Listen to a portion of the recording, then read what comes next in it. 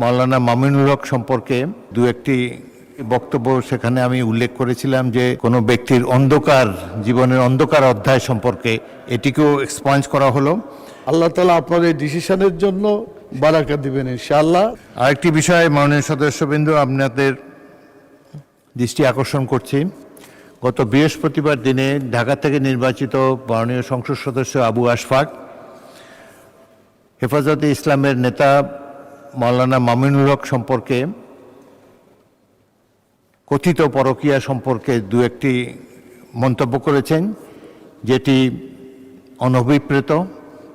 সেটি যেহেতু যার পক্ষে সংসদে এসে আত্মপক্ষ সমর্থন করার সুযোগ নেই, তার সম্পর্কে বিরূপ মন্তব্য করা অনুচিত। সেই জন্য আবু আশফাক সাহেবের মন্তব্য আমি এক্সপাঞ্জ করেছি। সাথে সাথে আমারও একটি বক্তব্য সেখানে আমি উল্লেখ করেছিলাম যে কোনো ব্যক্তির অন্ধকার জীবনের অন্ধকার অধ্যায় সম্পর্কে আমার বক্তব্য এসেছিল।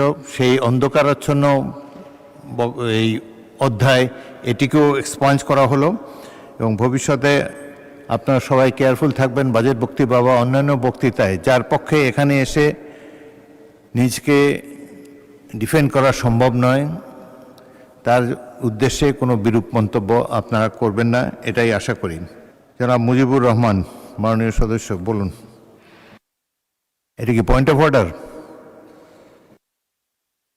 চাচ্ছিলাম, আপনার কথাগুলো খুবই সুন্দর।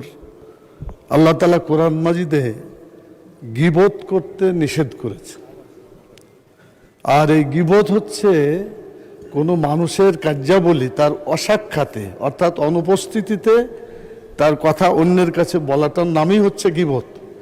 যদি সেটা সত্যও হয় তারপরও সেটা গীবত। আর গীবত হচ্ছে জেনা করার চাইতো একটা জঘন্য জিনিস। আর এই গীবত যদি তার মধ্যে না থাকে আর বলে, তাহলে সেটা হচ্ছে তোহমত, মানে আরও ভয়ঙ্কর গুনাহ। অতএব ইসলামের দিক থেকে আপনি 100% সঠিক কথা বলেছেন। আল্লাহ তাআলা আপনার এই ডিসিশনের জন্য, সিদ্ধান্তের জন্য আল্লাহ তাআলা আপনাকে বারাকা দিবেন ইনশাআল্লাহ, যা যাও দিবেন। আসসালামু আলাইকুম রহমতুল্লাহ। ধন্যবাদ মাননীয় সদস্য।